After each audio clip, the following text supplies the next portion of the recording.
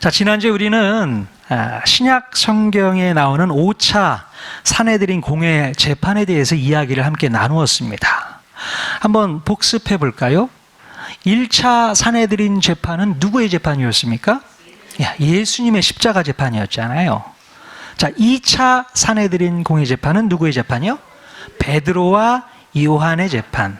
자, 3차 사내들인 재판은 제자들이 3차 사내들인 공회 재판에 참석을 했었고요. 자, 4차 사내들인 공회 재판은요? 스데반 집사님이 그 재판을 통해서 순교하시는 일이 있었고요. 자, 5차 사내들인 공회 재판은요? 사도 바울, 우리 지난주에 함께 나눴던 사도 바울에 대한 재판이 5차 사내들인 재판이었습니다. 우리 강정식 집사님께서는요, 정말 대단하세요. 어떻게 이렇게 다 알고 계시는지 모르겠습니다. 다 적어 놓으셨어요, 어디다가? 예. 훌륭한 학생이십니다. 우리 강정식 집사님 밑으로 다 배우셔야 돼요. 자, 그러면 우리가 지난주에 살펴보았지만 5차 사내들인 공회 재판 어떻게 마무리가 되었습니까?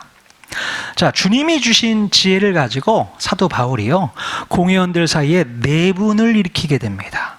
자, 그래서 사두개파와 바리새파가 둘로 쫙 쪼개지면서 소동이 일어나자 재판은 종료가 되죠. 자, 사도행전을 기록했던 누가는 재판이 이렇게 진행되는 것을 바라보면서 예수님께서 하셨던 말씀이 생각이 났을 거예요. 예수님께서 뭐라고 약속해 주셨습니까? 자, 누가가 기록했던 누가복음 12장에 보면 이런 말씀이 있었잖아요. 너희가 권세 있는 자들 앞에 섰을 때에 무슨 말을 해야 할까 염려하지 말라. 예. 마땅히 할 말을 성령님께서 가르쳐 주실 것이라고 했던 말씀이 누가는 생각이 났을 거예요. 자, 그래서였는지는 몰라도 바울은 그 두려운 공회 재판을 받으면서도 그 권세자들 앞에서 지혜롭게 대답을 했고, 또 기가 막힌 방법으로 공회 재판을 무효화할 수 있었습니다. 예수님 말씀처럼 성령님께서 할 말을 바울의 입에 넣어주신 것이죠. 그러니까 우리가 두려워할 게 없고 걱정할 게 없고 염려할 게 없습니다. 담대하시면 되는 거예요. 지난주에 함께 나눴지 않습니까? 담대하게 얘기하시면 됩니다. 왜요? 내 안에 계신 성령님께서 우리에게 할 말을 넣어주신다고요. 우리 입에 할 말을 넣어주셔서 담대하게 얘기할 수 있게 하신다. 꼭 믿으실 수 있기를 바랍니다. 여러분의 입과 혀를 주장해 주신 분이 누구십니까? 바로 우리 안에 계신 성령님께서 주장해 주신다는 것을 꼭 기억하실 수 있기를 바랍니다. 그래서 우리가 어떤 상황과 위력 앞에서도 담대하게 말할 수 있습니다. 이것이 바로 성령님께서 함께 하시는 우리 그리스도인들이 가질 수 있는 능력인 것입니다. 아멘. 자, 이렇게 5차 사내들인 공회 재판은 다행히 무산이 되어서 끝이 났는데요. 자, 그러나 바울을 죽이려고 마음먹은 사탄은 여기서 멈추지 않고 또 다른 음모와 계획을 꾸미게 됩니다. 자, 사도행전 23장 12절 13절 말씀 같이 읽겠습니다. 시작. 날이 새매 유대인들이 당을 지어 맹세하되 바울을 죽이기 전에는 먹지도 아니하고 마시지도 아니하겠다 하고 이같이 동맹한 자가 40여 명이더라. 네. 자, 그 재판 다음 날 어떤 일이 벌어졌습니까? 40여 명의 유대인들이 서로 동맹을 맺고 바울을 죽이기 전까지는 어떻게 한다고요? 먹지도 마시지도 않겠다고 벼르는 사람들이 생겨났어요.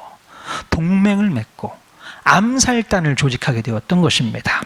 그리고 그들은 바울을 죽이기 위해서 대제사장 세력들과 손을 맞잡게 됩니다. 아마도 이들은 그 당시 대제사장이었던 아나니아에 의해서 이미 조종을 당하고 있었을지 모릅니다. 자, 그렇다면 그 유대인들이 꾸민 음모는 과연 어떤 계획이었을까요? 자, 23장 15절 말씀 또 읽겠습니다. 시작. 이제 너희는 그의 사실을 더 자세히 물어보려는 척하면서 공회와 함께 천부장에게 청하여 바울을 너희에게로 데리고 내려오게 하라.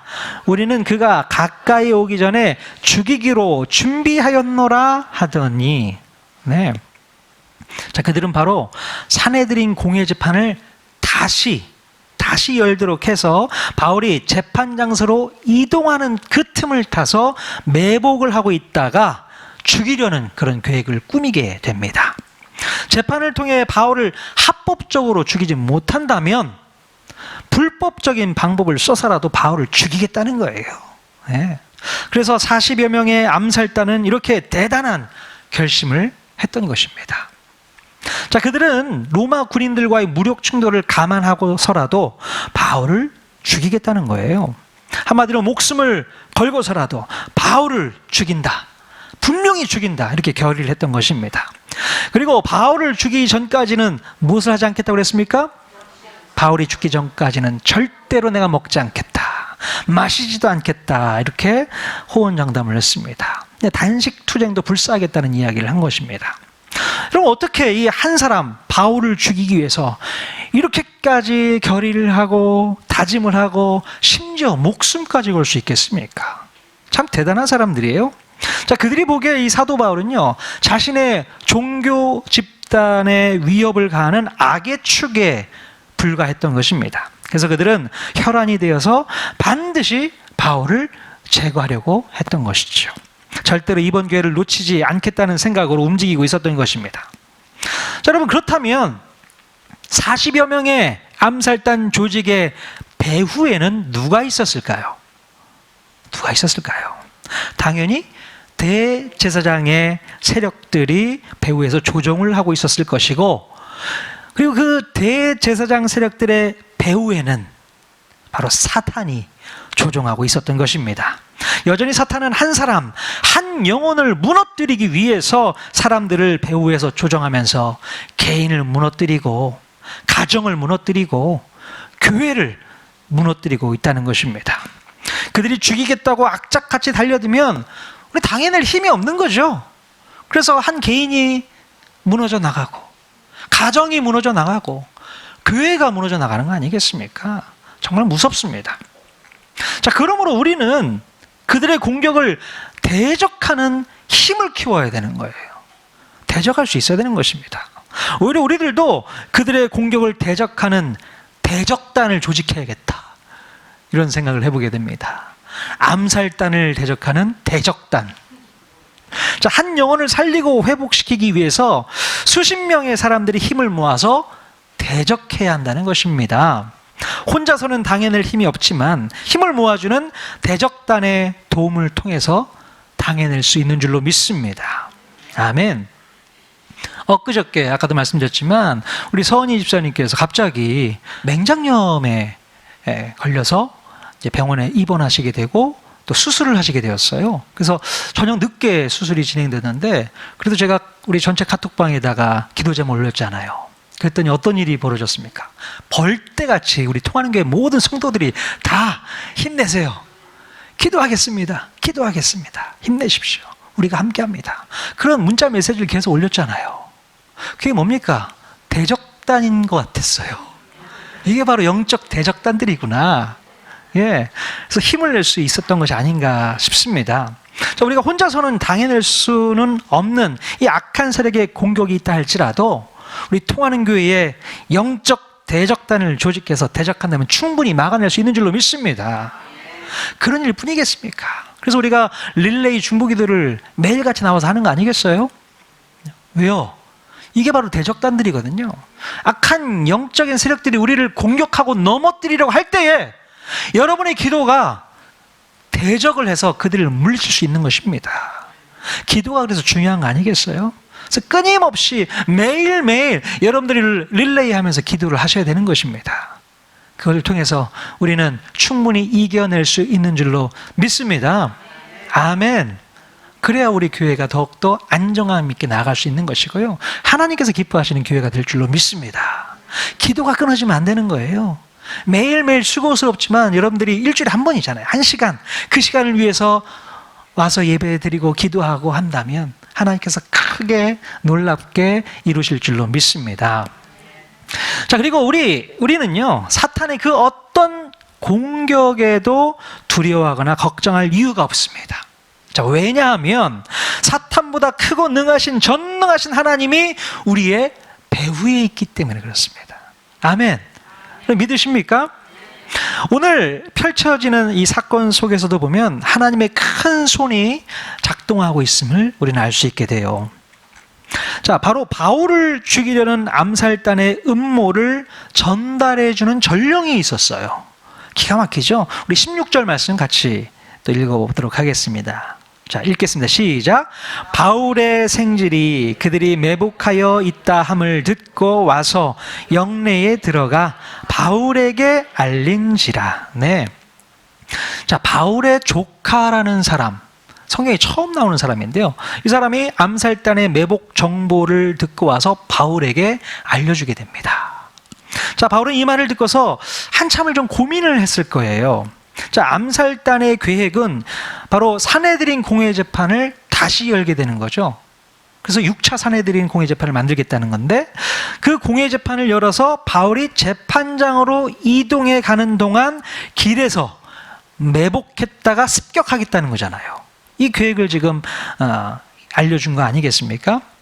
자, 여기서 만약에 여러분 같으면 이 비밀 정보를 들었을 때에 누구에게 도움을 좀 요청해 보겠습니까? 자기를 구금하고 있는 천부장에게 알려줘야 할까요? 어떻겠습니까? 자, 만약에 그랬다가 천부장이 대제사장 세력과 항통속이면 어떻게 할 거예요? 그럼 어떻게 하겠습니까? 심각해지는 거예요. 그러니까 이 천부장이 그 얘기를 듣고 대제사장에게 전화를 했겠죠? 전화해서, 아, 대제사장님이십니까? 아니, 애들 입단속을 어떻게 하시는 거예요? 정보가 새 나왔어. 바울이 벌써 알아버렸네. 어떻게 해야 됩니까? 내일 진행할까요? 말까요? 진행할까요? 천부장이 그렇게 얘기할 수 있다는 얘기예요. 그만큼 바울은 쉽게 천부장에게 이 사실을 알릴 수 있는 상황이 아니다 생각을 했었던 것이죠.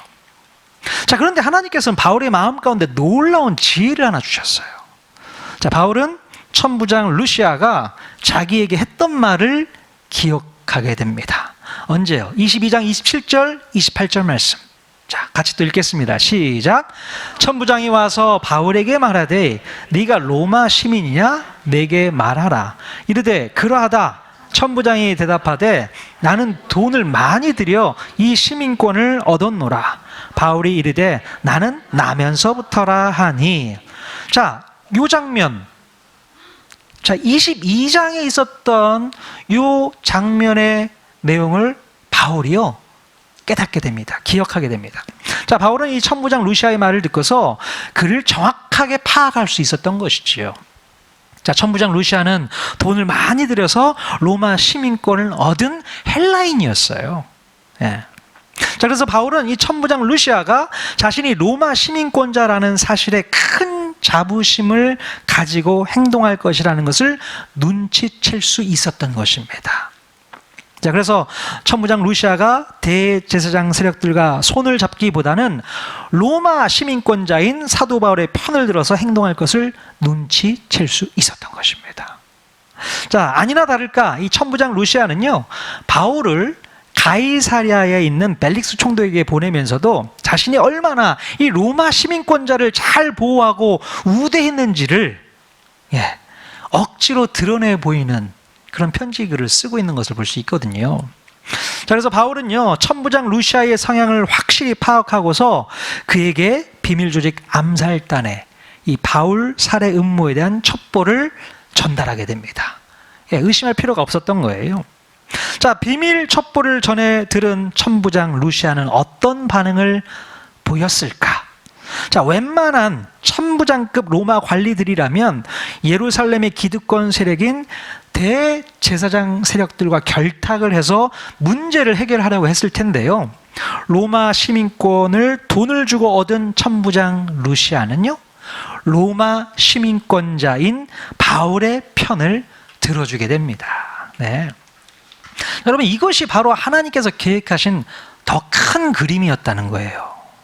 사탄은 분명히 이 천부장 루시아가 그 첩보를 듣게 된다면 대제사장 세력의 편을 들고 모르는 척하면서 바울을 죽게 내버려 둘 것이라고 예상했을 겁니다. 사탄은 그런 예상을 갖고 있었거든요. 자, 그런데 예상치 못했던 반전이 천부장 루시아를 통해서 진행되었던 것입니다. 오히려 루시아는 로마 시민권자인 바울을 안전하게 보호해서 가이사랴에 있는 벨릭스 총독에게 호송할 계획을 갖게 되는 것입니다. 자, 23장 23절 24절 또 같이 읽겠습니다. 시작. 백부장들을 불러 이르되 밤 제3시에 가이사랴까지 갈 보병 200명과 기병 70명과 창병 200명을 준비하라 하고 또 바울을 태워 총독 벨릭스에게로 무사히 보내기 위하여 짐승을 준비하라 명하며. 아멘. 네. 자, 천부장 루시아는요, 그날 밤 9시경입니다. 밤 9시경에 군사 470명을 동원해서 바울을 비밀리에 이송하게 됩니다. 자, 보통 그 당시 천부장이 거느릴 수 있었던 병력이 한 600명 정도 된다고 합니다. 천부장인데요, 600명 정도 되는 병력들을 거느릴 수 있는데 바로 470명이나 되는 군사를 동원해서 안전하게 이송하는 것은요, 상상을 초월하는 계산이죠. 바울이 뭐라고 죄수잖아요. 근데 로마 시민권자라는 그 사실 하나 때문에 470명이나 되는 사람들을 동원해서 안전하게 가이사로 이동시키는 것을 볼 수 있게 됩니다. 자, 또한 이 천부장 루시아는 벨릭스 총독에게 공적인 편지를 써서 보내게 되는데 그 편지의 내용을 읽어보면 루시아가 얼마나 총독에게 잘 보이려고 노력을 했는지 또 그것도 확인할 수 있습니다. 자, 뭐라고 편지를 썼는가? 자, 26절, 27절 또 한번 읽어보겠습니다. 같이 읽겠습니다. 시작. 글라우디오 루시아는 총독 벨릭스 각하께 문안하나이다. 이 사람이 유대인들에게 잡혀 죽게 된 것을 내가 로마 사람인 줄 들어 알고 군대를 거느리고 가서 구원하여다가. 이런 뻥을 치고 있어요. 자, 천부장 루시아는 자기가 로마 사람인 바울을 구했다고 거짓 보고를 하게 됩니다. 처음에 몰랐잖아요. 로마 사람인지도 모르고 체포했었는데 나중에 알고 보니까 로마 시민이었던 거잖아요. 근데 벨릭스 총독에게는 그런 말은 다 빼고 로마 시민인 바울을 내가 구원해냈다, 이렇게 포장해서 글을 써보낸 거 아니겠습니까? 자, 그래서 로마 시민권자 루시아 자신이 로마 시민권자 바울을 구원해서 로마 총독 벨릭스에게 안전하게 보호해서 보냈다는 것을 내세우고 싶은 거예요. 야, 우리는 같은 로마 시민 아닙니까? 이런 느낌이죠. 그런 느낌으로 벨릭스에게 바울을 호송시켰던 것입니다. 자, 결과적으로 바울은 이 죽음의 상황에서 안전하게 이송될 수 있었던 것입니다. 그럼 어떻게 이것이 가능할 수 있었을까요? 바로 하나님의 큰 손이 작용했기 때문에 가능한 줄로 믿습니다. 그리고 바울은 하나님의 약속을 분명히 믿었어요. 하나님께서 바울에게 무슨 약속을 해주셨습니까? 네가 예루살렘에서 복음을 전했던 것처럼 로마에서도 증언하게 될 것이다, 이런 얘기 해주셨잖아요. 바울은 한밤중에 찾아오셔서 약속해 주셨던 그 주님의 말씀을 분명히 믿고 있었던 것입니다. 아, 그래, 내가 여기서 죽지 않을 거야. 나는 로마까지 갈 수 있을 거야. 주님이 나에게 이렇게 말씀하셨으니 내가 그 약속 믿을 거야. 자, 그런 믿음으로 여기까지 온 것이죠. 자, 그러니 이 암살단들이 자기를 죽이려고 계획을 세우고 있다는 말을 듣고 바울이 두려워했겠습니까? 두려워했겠어요? 두렵지 않죠. 바울은 절대로 두려워하거나 염려하지 않았습니다. 왜요? 하나님께서 분명히 일하실 것을 알고 있었기 때문에. 이거는 끝난 싸움이야. 이거는 끝난 싸움이야. 하나님이 이미 승리케 하셨어요. 그 마음을 바울은 갖고 있었던 것입니다. 그러니까 더 담대할 수 있었던 것이죠. 자, 며칠 전에 제가 프로야구를 좀 즐겨보긴 하는데 하나 이글스 편이잖아요, 저희가. 하나 이글스 팀이 다른 팀과 함께 이제 경기를 했었는데 9회 말 종료가 됐어요. 2대2로 끝난 겁니다. 그러면 연장전으로 들어가잖아요. 근데 2대2로 끝난 상태에서 제가 연장전 경기를 보지를 못했습니다. 근데 다음날 뉴스를 보니까 4대3으로 하나 이글스가 역전승을 했다는 거예요. 이야, 신기하다. 어떤 이런 일이 벌어질 수 있나 해가지고 그 이제 재방송을 이제 유튜브로 이제 봤죠. 봤는데 와우. 이제 10회 초가 됐는데 상대 팀이 점수를 먼저 따는 겁니다. 그러니까 3대 2가 됐잖아요. 제 마음이 어떻겠습니까? 아니, 불편했을까요? 아니요. 이겼다면서 뭐가 걱정이 있어. 야, 어떻게 뒤집을까? 이런 생각만 들죠. 두렵고 떨리는 마음이 전혀 없습니다. 야, 어떻게 또 이렇게 지면 어떡하지? 이런 생각이 들었겠어요? 아니요. 이건 이긴 싸움이니까 아무리 상황이 저들이 역전해서 이길 것 같고 홈런을 때리고 해도 걱정이 안 되는 겁니다. 나중에 이길 건데 뭐, 나중에 뒤집을 건데 뭐, 그런 생각이 들더라고요. 아니라 다를까 마지막 10회 말에서 역전 기회를 얻게 돼서 4대 3으로 이기는 것을 확인할 수 있었습니다. 자, 이런 거예요. 이미 이긴 싸움, 그것을 알고 있기 때문에 그 상황과 과정을 보더라도 걱정되지 않고 염려하지 않고 두려워하지 않는 겁니다. 이것이 우리의 신앙생활에도 똑같이 적용되어야 된다는 거예요. 마찬가지로 우리 그리스도인들은 이미 승리를 맛본 사람인 줄로 믿습니다. 우리 주님이 이미 승리를 선언해 주셨어요. 내가 너희를 승리케 했어. 아멘. 자, 요한복음 16장 33절에 우리가 확인해 보도록 하겠습니다. 같이 읽겠습니다. 시작. 이것을 너희에게 이르는 것은 너희로 내 안에서 평안을 누리게 하려 함이라. 세상에서는 너희가 환난을 당하나 담대하라. 내가 세상을 이기었노라. 아멘. 세상에서 너희들이 환난을 당하고 어려움을 겪고 힘들고 고통스러운 일이 있어도 걱정하지 마, 염려하지 마. 내가 세상을 이겼어. 그 얘기를 하시는 겁니다. 결국 역전승하게 될 거야. 그러니 염려하지 마, 두려워하지 마, 담대해. 그 메시지를 오늘 우리에게 주시는 줄로 믿습니다.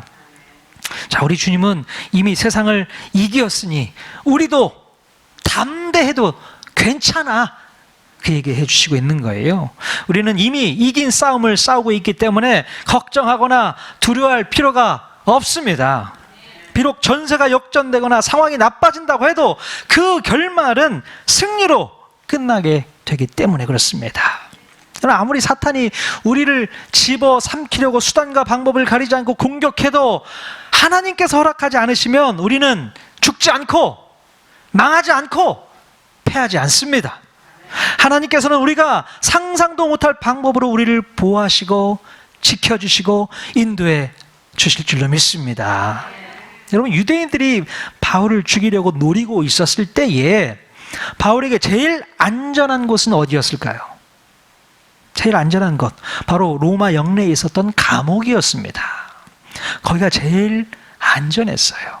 물론 그것은 춥고 덥고 냄새나고 불편하긴 했지만 바울의 생명을 보호하기에 가장 안전한 곳이었기 때문에 하나님께서는 바울을 가장 안전한 곳에 숨겨주신 거예요. 여러분, 믿으십니까? 우리는 하나님께서 바울을 사랑하신다면 더 안락한 호텔 같은 곳에 숨겨주시면 되지 할 텐데 그게 아니라는 거죠. 하나님에게서는 그게 아닙니다. 여기가 제일 안전해.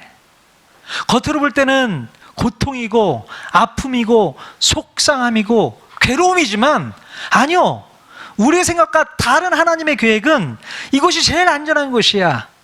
그렇기 때문에 그곳에 하나님께서 남겨놓으신 겁니다.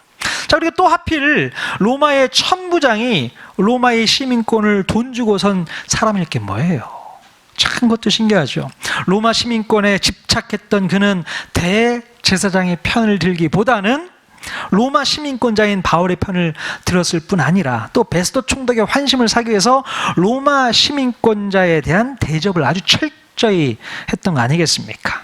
그래서 그 덕분에 470명이라는 호위병을 거느리고 엄청난 대접을 받으면서 안전하게 이송될 수 있었던 거예요. 하나님의 스케일이 이렇습니다. 참 바울을 너무 사랑하시는 것 같아요. 무슨 대통령도 아니고 470명, 그것도 죄인 한 사람을 이송하는데 그런 병력을 쓸 이유가 전혀 없는 거거든요. 죽든 말든 무슨 상관입니까? 근데 하나님은요, 놀랍게 역사하셔서 바울을 안전하게 이동시킬 수 있었던 것입니다. 네. 자, 그래서 우리 하나님의 섭리는요, 우리의 상상을 초월하는 방법으로 이끌어 가신다. 우리가 꼭 그것을 기억해야 될 줄로 믿습니다. 이것이 바로 합력해서 선을 이룬다, 그 얘기 아니겠습니까? 그 한 장면, 한 모습만 보면 우리는 오해할 수 있어요. 하나님을 오해할 수 있습니다. 하나님 도대체 왜 이렇게, 이런 상황, 이런 아픔을 왜 우리에게 주십니까? 우리는 그 장면만 보고 이 생각밖에 못 하는데요. 아니요. 하나님의 마음과 하나님의 계획은 더 큰 그림이 있었던 거예요. 합력해서 선을 이루실 일이 있었단 말입니다. 그렇기 때문에 우리가 끝까지 지켜봐야 되는 것이죠. 한 장면만, 안타 하나 맞았다고, 홈런 하나 맞았다고 걱정할 게 아니라는 겁니다. 대역전승이 분명히 기다리고 있다. 그 믿음 가지고 끝까지 인내하면서 참고 기다리는 것, 이게 믿음인 줄로 믿습니다. 합력해서 선을 이루신다고요. 그 하나님을 분명히 믿을 수 있기를 바랍니다. 그럼 우리가 이 땅을 살면서 우리가 원치 않는 모습과 방법으로 살게 된다고 하더라도 그것을 원망하거나 속상해할 이유가 없습니다. 물론 하나님을 믿지 않는 사람들이라면 원망할 수 있고 속상해할 수 있어요. 하지만 하나님을 믿는 자녀들은 하나님의 섭리와 인도하심을 분명히 믿기에 담대할 수 있는 줄로 믿습니다. 왜냐하면 우리 주님이 이미 승리를 선포해 주셨기 때문에 그렇습니다. 게다가 하나님께서는 자신의 꿈과 비전을 이루시겠다는 약속까지 해주셨어요. 그러니 우리는 승리의 선포를 붙들면 되는 것이고 하나님의 약속을 붙들고 나아가면 되는 것입니다. 그것만 하면 되는 거예요. 자, 그리고 또 한 가지, 하나님께서는 우리를 승리케 하실 뿐만 아니라 우리의 대적으로 하여금 부끄러움을 감추지 못하도록 속 시원하게 처리까지 해주시는 거예요. 저는 이게 아주 통쾌합니다. 오늘 본문에 보면 바울을 죽이기 위해 동맹한 암살단들은 어떤 구호를 외쳤다고 했습니까? 바울을 죽이기 전까지는 먹지도 마시지도 않겠다라는 구호를 외쳤잖아요. 자, 바울을 반드시 죽일 수 있다는 확신이 있었기 때문에 그런 구호를 외쳤을 것입니다. 자, 그런데 바울은 그 뒤로도 몇 년을 더 살게 되잖아요. 몇 년을 더 살아요. 자, 그러면 바울을 죽이기 전까지는 먹지도 마시지도 않겠다던 이 40명의 암살단들은 어떻게 되었을까요? 바울을 죽이지 못했기 때문에 굶어 죽었을까요? 지들이 말한 대로 먹지도 마시지도 않겠다. 그럼 굶어 죽어야지 하는 거죠. 자, 물론 처음에는 그들이 굳은 그 결의로 인해서 단식을 결항했을 겁니다. 단식했겠죠. 자, 그러나 바울이 가이사랴로 이송되자 그들은 어느새 슬금슬금 밥숟가락을 집어들었을 것입니다. 밥은 먹어야 하니까. 얼마나 부끄럽고 창피한 일입니까? 마치 이 말씀을 이루시는 것처럼 보여요. 자, 고린도전서 1장 27절 말씀. 자, 같이 읽겠습니다. 시작. 하나님께서 세상의 미련한 것들을 택하사 지혜 있는 자들을 부끄럽게 하려 하시고 세상의 약한 것들을 택하사 강한 것들을 부끄럽게 하려 하시며. 아멘. 하나님께서는 세상의 미련한 자들을 택하셔서 지혜 있는 자들을 부끄럽게 하시고요, 약한 자들을 택하사 강한 자들을 부끄럽게 하신다는 것입니다. 얼마나 속 시원하고 얼마나 감사한 말씀인지 모릅니다. 자, 비록 우리가 부족하고 연약하고 미련할지는 몰라도 결국 하나님께서는 우리를 들어 사용하셔서 하나님을 두려워하지 않고 하나님을 업신여기는 교만한 자들을 부끄럽게 하신다는 것입니다. 아멘. 자, 이것이 바로 하나님께서 일하시는 방법이세요. 하나님 일하시는 방법입니다. 여러분, 구약 성경의 에스더서에 보면 교만하기 짝이 없는 하만이 나옵니다. 하만. 자, 이 하만은 하나님의 백성들인 유대인들을 전멸하기 위해서 계획을 세우게 되죠. 자, 그러나 하나님께서는 약한 자들을 들어 사용하셔서 이 강하디 강한 이 하만을 얼마나 부끄럽게 하셨는지 몰라요.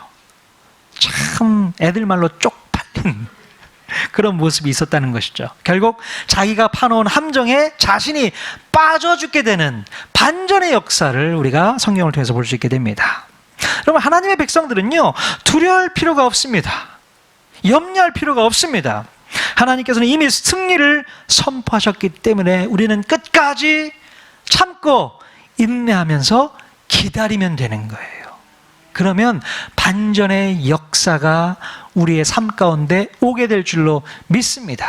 이미 끝난 싸움이라고 선포해 주셨잖아요. 우리가 망하고 죽는 싸움이 아니라고요. 이 싸움은 하나님께서 승리를 선포하신 이긴 싸움인 줄로 믿습니다. 우리가 이 땅 가운데 살아가면서 두려워할 게 없습니다. 염려할 게 없습니다. 걱정할 게 없습니다. 합력하여 선을 이루시는 하나님의 놀라운 그 섭리가 우리를 붙잡아 이길 수 있게 해주신다는 것을 꼭 기억하실 수 있기를 바라요. 그러면 우리 통하는 교회 성도님들, 우리 예배하는 여러분들 모두에게 하나님의 은혜와 축복이 충만하게 넘쳐나게 될 줄로 믿습니다. 아멘. 그 믿음 가지고 이번 한 주도 승리하며 살아갈 수 있기를 주님의 이름으로 간절히 축원드립니다. 아멘.